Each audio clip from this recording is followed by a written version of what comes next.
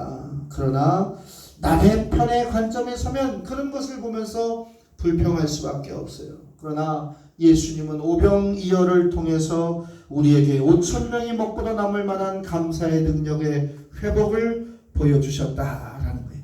내게 주신 것을 감사할 수 있는 초점을 회복해야 된다. 내게 주신 것 중에서 내가 감사할 수 있는 은혜를 깨달아야 된다. 하나님의 소유 가운데서 내가 얼마를 쓸 것인가라고 봤을 때, 하나님의 소유 가운데서 내가 얼마를 사용할 수 있을까를 볼 때 두려움이 없지만, 내 것을 가지고 어떻게 살아야 되느냐고 할 때 근심하지 않는 사람은 하나도 없다라는 거예요. 또 어떤 초점을 맞춰야 되느냐? 미래에 대한 초점을 맞춰야 된다. 인간은 미래적 존재입니다. 소망도 미래예요. 그래서 미래에 소망이 없는 자와는 같이 대화를 나눌 가치도 없다고 많은 학자들은 이야기하고 있어요. 소망적인 사람, 미래적 생각을 가진 사람, 비전을 꿈꾸는 사람과 초점을 맞춰야 된다라는 거예요. 또 한 가지를 더 보면 하나님의 약속에 초점을 맞춰야 된다라는 거예요. 약속이라고 하는 것은 이루어진 것이 아니라 이루어질 것에 대한 신실하신 하나님의 표현의 약속이에요. 그러니까 그 약속을 믿고 감사하는 거예요. 오늘 우리가 성찬을 하겠지만 예수님도 십자가를 지시기 전에 떡과 잔을 드시고 감사의 기도를 드렸어요. 자신의 십자가상을 이미 알고 있는데도 불구하고 예수님은 감사의 사건, 그것을 기도할 수 있었더라라는 거예요. 우리의 초점의 변화를 하나님께 마치고 생활의 변화의 초점을 하나님 중심으로 회복할 수 있는 저와 여러분 되시기를 주의 이름으로 부탁을 드립니다. 두 번째로 보면 원망은 멸망을 가져온다. 원망은 멸망을 가져온다. 오늘 본문의 말씀 10절에 보니까 그들 가운데서 어떤 사람들은 원망하다가 멸망시키는 자들에게 멸망을 당하였나니 너희는 그들과 같이 원망하지 마라. 어떤 사람들은 원망하다가 다 죽었다라는 거예요. 원망하다가 죽었다라는 거예요. 그러면 감사의 반대말이 무엇인가 라고 보면 원망과 불평과 불만 아니겠습니까? 그리고 더 이 나쁜 광역에서 보면 죄가 원망의 기준점이 되지 않겠습니까? 창세기에 보면 아담과 하와가 소개되고 있어요. 그가 왜 타락을 했고 인류의 멸망의 기준을 왜 가지고 왔습니까? 선과 악을 알게 하는 과실의 실과를 먹게 하지 말라는 하나님과 자신을 비교하면서부터 불평이 시작이 된 거예요. 이웃과의 비교, 성도와 성도와의 비교, 관계와의 비교 속에서부터 우리는 멸망을 끄집어내는 원망을 찾아낸다라는 거예요. 결국 불평과 불만과 원망은 죄로 이어진다라는 거예요. 사랑하는 성도 여러분, 40년 광야 생활의 기준이 되었던 가데스바니아 사건의 이유가 무엇이었습니까?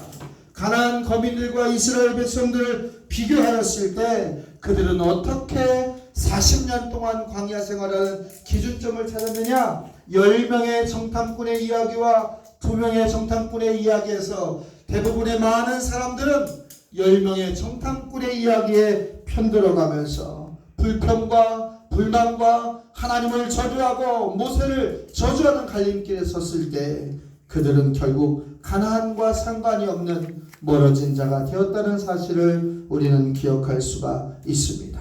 가나안은, 천국은 감사하는 자의 것이라는 사실을 꼭 기억하시기를 주의 이름으로 부탁을 드립니다. 원망하는 자가 들어갈 수 없는 것이 천국이요 가나안이라는 사실을 저와 여러분은 반드시 기억해야 될 줄로 믿습니다. 방향이 잘못되면 원망이 나오는 거예요. 방향이 잘못되면 불평이 나오는 거예요. 사랑하는 성도 여러분, 추수감사절을 맞아서 우리의 입술에 감사합니다. 하나님의 은혜입니다. 고맙습니다. 하나님이 하셨기 때문에 내가 일어설 수 있습니다. 성도님들의 중보의 기도로 인해서 내가 하나님의 은혜를 받았습니다라고 하는 천국 백성의 거룩한 입술로 우리가 거듭나시기를 주의 이름으로 부탁을 드립니다. 세 번째로 보면 결국 감사와 원망은 어디에서 갈라지느냐? 믿음의 차이에서 갈라진다라는 거예요. 교양인과 야만인의 차이는 감사의 차이다. 지성인과 그렇지 않은 자의 차이는 감사의 차이다.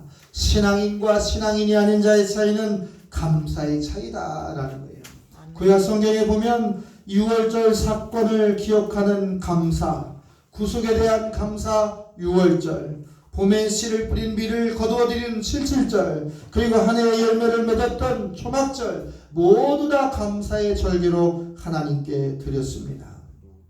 신약에서는 어떻습니까? 사도들과 제자들이 감사의 삶을 살아갔던 모습을 보여주었는데, 특히 이제 바울과 실라는 빌립보 감옥에서 갇힌 자가 되었고 매를 맞는 자가 되었고 압박받는 자가 되었는데도 불구하고 찬양을 통하여 감사했던 믿음의 사람들이었다는 사실을 기억하면서, 여러분을 얼마나 압박했던 사람들, 여러분을 상처받게 했던 많은 성도들, 그리고 이웃들, 그리고 가족들을 용서할 수 있는 감사의 믿음을 회복하기를 주의 이름으로 부탁을 드립니다.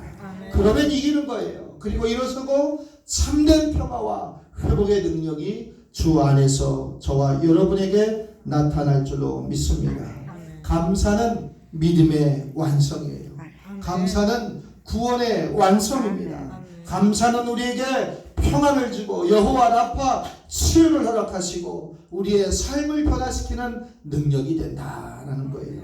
사랑하는 성도 여러분, 감사의 입술을 달고 살 수 있는 저와 여러분의 신앙의 삶이 되기를 주의 이름으로 부탁을 드립니다. 아멘. 예수님께 얼마나 많은 사람들이 찾아갔습니까? 10명의 문둥병자들, 나환자들이 한 번에 치유를 받았음에도 불구하고 예수님께 돌아와서 감사를 이야기했던 사람은 단 하나였다는 사실을 바라보면서 이 육체적인 질병을 회복하고 멈추는 것에서 끝나는 것이 아니라 영육간의 질병에서 자유함을 받을 수 있는 참된 구원을 받을 수 있는 감사의 회복을 저와 여러분이 오늘 선포하고 돌아가시기를 주의 이름으로 부탁을 드립니다.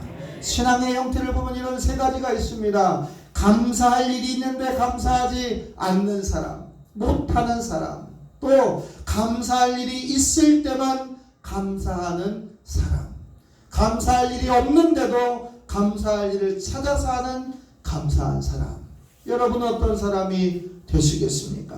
감사할 일이 있는데도 불구하고 하나님을 부르지 않는 무지한 인생들처럼, 또 감사의 조건이 있을 때마다 선택적인 감사를 하는 지혜롭지 못한 사람들처럼, 감사할 일이 없는데도 불구하고 순종과 또 찬양을 통하여 말씀을 통하여 그 삶을 통해서 하나님께 감사하는 사람, 어떤 신앙의 사람이 되시겠습니까?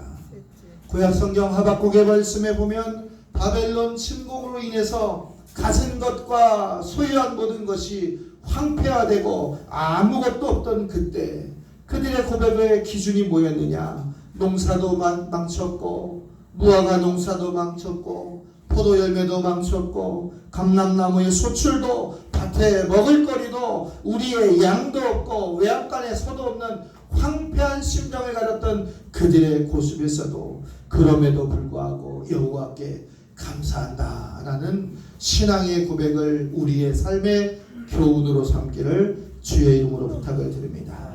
사람들한테 물어보세요. 요즘 얼마나 힘듭니까? 잘 됩니까? 라고 하면 누가 잘 된다고 합니까? 다 안 된다고 해요. 하나님의 말씀은 안 된다고 하는 데는 그대로 되지 않는 거예요. 그러나 지금 어렵고 힘들고 또 전전긍긍하는 것 같지만 믿음 안에서 소망의 초점을 가지고 일어서는 자는 반드시 승리할 수 있다는 사실. 요즘 힘드십니까? 라고 질문하면 힘들죠. 그러나 하나님의 은혜로 내가 살고 있습니다. 하나님이 나와 함께 하시니 반드시 우리는 이길 겁니다. 라고 선포할 수 있는 긍정의 입술, 감사의 입술, 승리의 입술을 가지시기를 주의 이름으로 축복합니다. 교회는 감사하는 자가 들어오는 곳입니다. 예배당에 들어오는 자의 입술은 감사로 할례를 받아야 됩니다. 감사, 찬송과 말씀과 기도가 충만한 곳이 교회다라는 사실을 바라보면서 느헤미야서 12장 31절의 말씀처럼 감사 찬송하는 자, 감사로 찬송하는 자, 감사로 찬송하는 자라고 하는 이 고백처럼 우리의 성도의 모습이 감사가 되는 복된 추수절이 되기를 주의 이름으로 부탁을 드립니다.